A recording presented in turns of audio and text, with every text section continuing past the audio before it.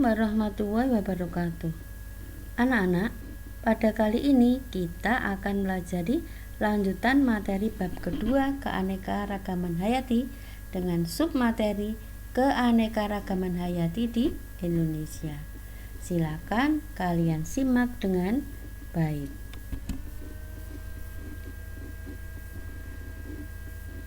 Pada materi ini, subbab yang akan kita pelajari adalah keanekaragaman fauna, keanekaragaman flora, manfaat keanekaragaman hayati, faktor-faktor penyebab berkurangnya keanekaragaman hayati, dan upaya pelestarian keanekaragaman hayati.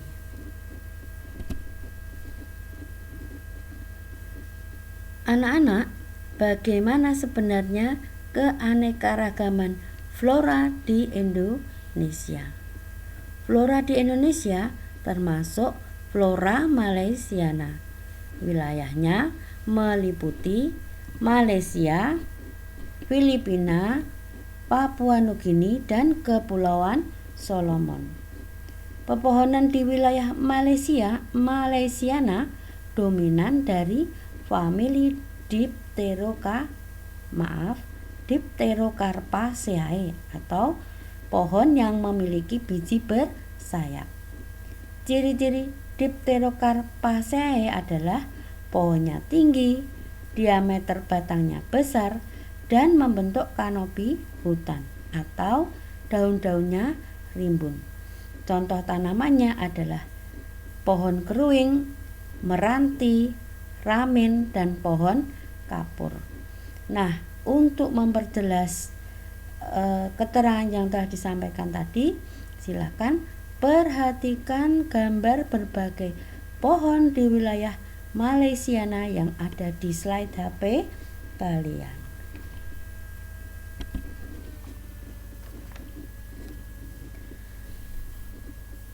Keanekaragaman flora di Indonesia terbagi menjadi 3 bagian. Yang pertama adalah keanekaragaman tumbuhan di hutan hujan tropis. Ciri khas pada hutan ini adalah pohon-pohonnya rimbun atau berkanopi rapat dan banyak ditumbuhi oleh tumbuhan liana atau tumbuhan memanjat. Nah, contohnya ada durian, mangga, sukun, dan rotan. Keanekaragaman tumbuhan yang kedua yaitu keanekaragaman tumbuhan di hutan musim. Ciri khas dari pohon hutan musim adalah bersifat tropofit atau pohon yang mampu menyesuaikan dalam keadaan basah ataupun kering. Contohnya adalah pinus, jati, dan akasia. Keanekaragaman tumbuhan yang ketiga yaitu keanekaragaman tumbuhan yang ada di hutan sabana. Ciri khas tanamannya adalah rumput-rumputan dan herba. Contoh yang khas pada daerah ini ada palem, akasia, rumput-rumputan, semak, dan perdu. Anak-anak, selanjutnya pada slide ini akan dijelaskan bagaimana persebaran fauna atau hewan di Indonesia. Namun sebelumnya, coba kalian perhatikan gambar peta persebaran fauna di Indonesia berdasar garis Weber dan Wallace. Di sana terdapat 3 wilayah daerah persebaran, yaitu daerah barat, daerah tengah, dan daerah timur. Daerah barat disebut fauna oriental. Daerah tengah disebut fauna peralihan atau asiatis. dan daerah timur disebut fauna australis. Coba perhatikan gambar tanda panah warna kuning pada peta persebaran fauna. Arah panah dari tengah ke barat menunjukkan garis Willis, yaitu garis yang garis khayal yang memisahkan fauna tengah atau peralihan dengan fauna daerah barat atau oriental. Dan arah panah dari tengah ke timur menunjukkan garis Weber yang memisahkan fauna bagian tengah atau peralihan dengan fauna timur atau Australia. Sampai di sini bisa kalian mengerti ya. Nah, tokoh dari garis Willis dan Weber yaitu Albert Russel Willis yang berasal dari Inggris.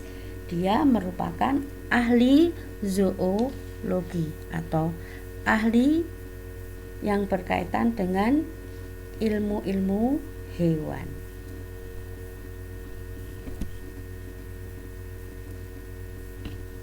Nah, coba anak-anak kita kenali satu persatu bagaimana fauna daerah orientalis atau fauna barat. Coba perhatikan gambar berbagai hewan yang ada di layar HP kalian. Ada badak, harimau, dan gajah.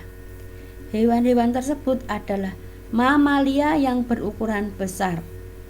Contoh yang berikut ada bekantan. Itu adalah salah satu contoh dari bangsa kera. Kemudian ada jalak putih, elang putih. Hewan tersebut atau burung tersebut memiliki bulu yang tidak menarik namun bersuara indah.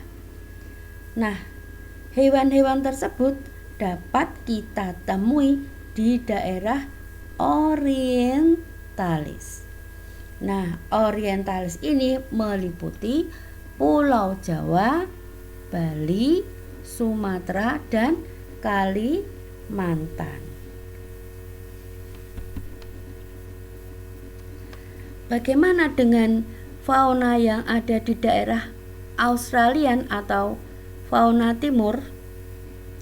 Coba kembali kalian perhatikan gambar fauna Australian yang ada di layar HP kalian. Di sana ada kanguru. Hewan ini memiliki kantong pada tubuhnya yang berfungsi untuk menggendong anaknya. Kemudian ada kuskus. Ini adalah mamalia yang berukuran kecil. Kemudian ada burung cendrawasih, mewakili hewan yang memiliki bulu tidak menarik namun suaranya tidak begitu bagus. Nah, pada daerah Australian kita tidak menemukan adanya sebangsa kera. Nah, semua itu dapat ditemukan di Pulau Papua dan kepulauan kecil di sekitarnya.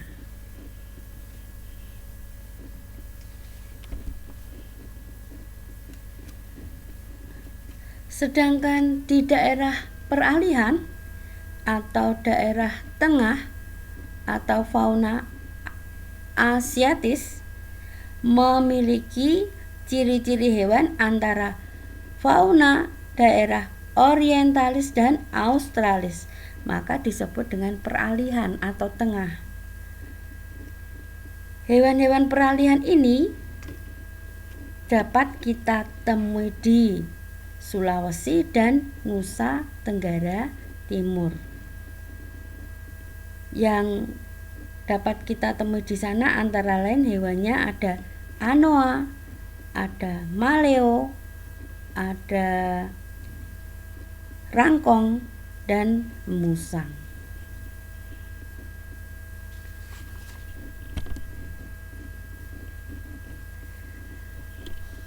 Untuk selanjutnya, pada slide ini akan dijelaskan manfaat keanekaragaman hayati. Coba anak-anak perhatikan gambar nomor 1.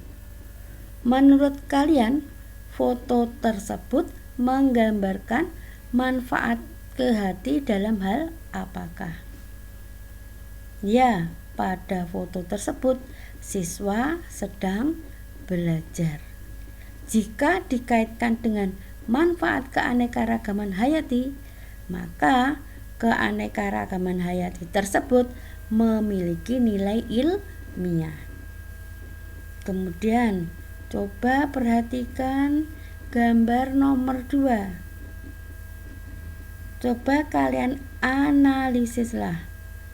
Jika dikaitkan dengan manfaat kehati, foto tersebut menggambarkan hutan dengan pohon-pohon yang lebat, sehingga dapat dikatakan kehati memiliki nilai ekologi. Mengapa demikian? Karena pohon-pohonnya menghasilkan udara segar, menghasilkan oksigen, bahkan mampu menyerap karbon dioksida. Maka dapat dijelaskan bahwa kondisi tersebut menyebabkan lingkungan menjadi seimbang. Nah, selanjutnya perhatikan gambar nomor 3. Ada foto berbagai makanan. Jika dikaitkan dengan manfaat kehati, maka gambar tersebut dapat dikatakan memiliki nilai konsumtif, artinya untuk mencukupi kebutuhan pangan. Sedangkan bagaimana gambar yang nomor 4?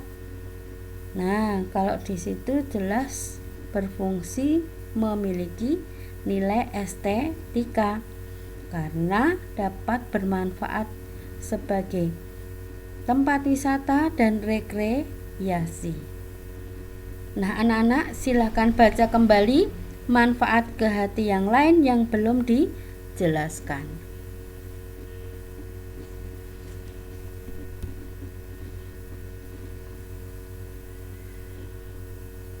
Sebenarnya apa saja penyebab berkurangnya keanekaragaman hayati? Nah, pada slide tersebut terdapat gambar pencemaran air, pencemaran udara, pemanasan global, fragmentasi atau pemecahan dan habitat hilang, dan introduksi spesies. Jadi faktor penyebab berkurangnya keanekaragaman hayati antara lain adalah faktor-faktor tersebut.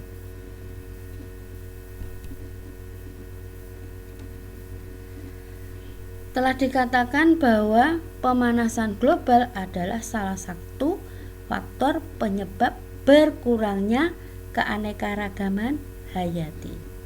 Sebenarnya apakah itu pemanasan global atau global warming? Coba anak-anak perhatikan gambar yang ada di slide HP kalian. Pemanasan global atau global warming adalah keadaan di mana suhu udara di atmosfer sangat tinggi atau panas. Karena panas bumi yang seharusnya terlepas keluar atmosfer memantul kembali ke bumi karena terhalang oleh karbon. Karbon ini berasal dari, coba perhatikan apa saja? Berasal dari coba hasil pembakaran dari aktivitas manusia seperti asap pabrik, penggunaan botol-botol spray yang mengandung CFC, klorofluorokarbon, dan pembakaran sampah. Bisa juga berasal dari asap kendaraan bermotor. Efek dari global warming bagi keanekaragaman hayati salah satunya adalah jika suhu udara sangat tinggi dapat menghambat tumbuh dan kembang berbagai flora dan fauna. Sampai di sini bisa dimengerti dengan baik ya. Nah, fragmentasi atau pemecahan dan hilangnya habitat juga termasuk salah satu penyebab berkurangnya keanekaragaman hayati. Fragmentasi habitat terjadi akibat penggunaan lahan untuk berbagai keperluan, misalnya untuk pemukiman ataupun untuk industri ataupun untuk tempat rekreasi. Nah, hal itu menyebabkan beberapa jenis tumbuhan dan hewan terpecah menjadi kelompok-kelompok kecil yang rentan terhadap gangguan, sehingga hewan dan tumbuhan akan rawan punah. Sedangkan penyebab lain yang dapat menyebabkan menurunnya keanekaragaman hayati yaitu introduksi spesies. Apa itu introduksi spesies? Introduksi spesies adalah upaya mendatangkan spesies asing ke wilayah yang telah memiliki spesies lokal. Coba perhatikan di situ. Di situ ada gambar ikan raksasa, panjangnya 4 meter, bahkan panjang lidahnya bisa mencapai 15 cm. Hidupnya di perairan Amerika. Jenis spesiesnya adalah Araipama gigas. Ikan tersebut adalah predator atau pemangsa.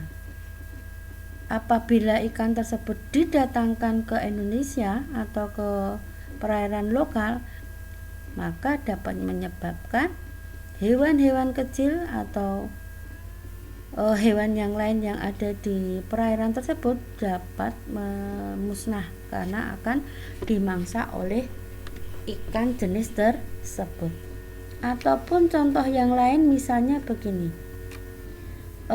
petani sekarang cenderung lebih suka menanam buah-buahan yang berkualitas unggul, misalnya salak pondoh, misalnya jeruk tanpa biji misalnya. Nah, akibat seperti itu jenis-jenis buah lokal akan mudah punah karena petani sudah tidak suka lagi menanam jenis tanaman yang kurang menguntungkan dan kurang laku di pasaran.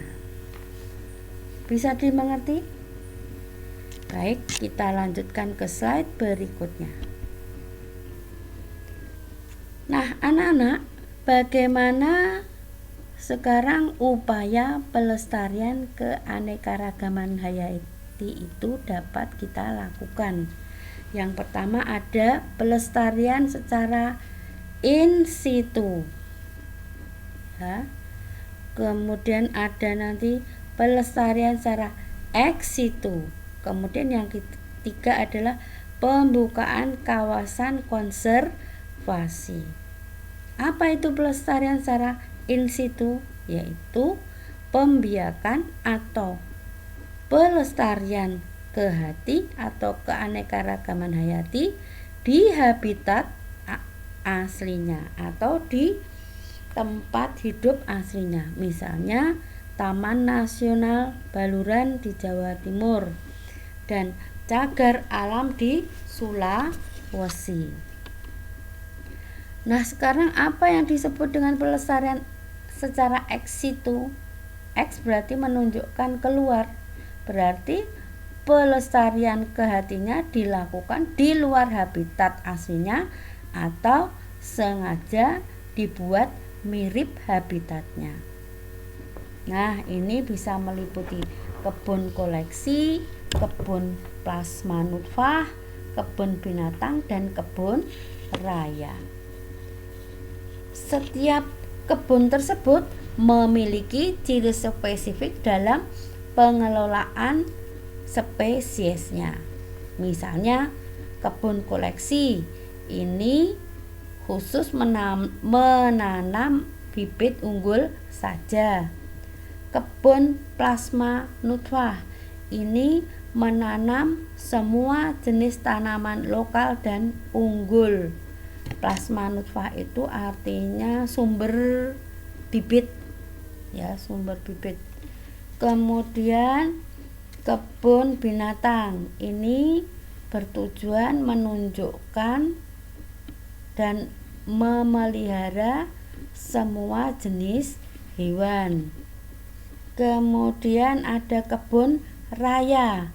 Ini menanam semua tanaman dengan jumlah minimal 2-5 batang per pohon yang sejenis.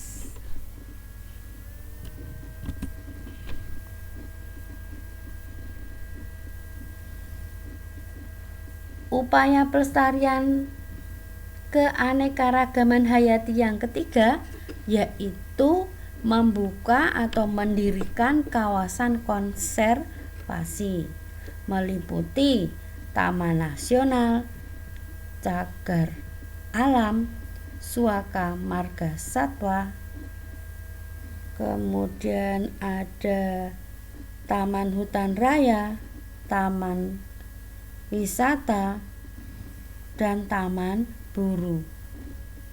Coba pada slide ini kalian temukan perbedaannya Taman Nasional, Cagar Alam, dan Suaka Marga Satwa ini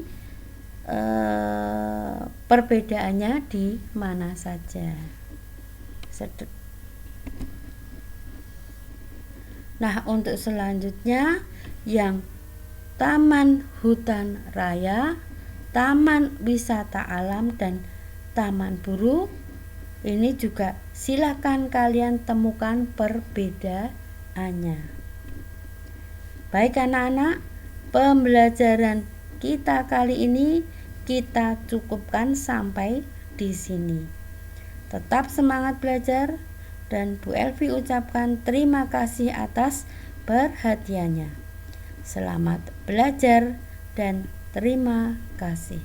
Wassalamualaikum warahmatullahi wabarakatuh.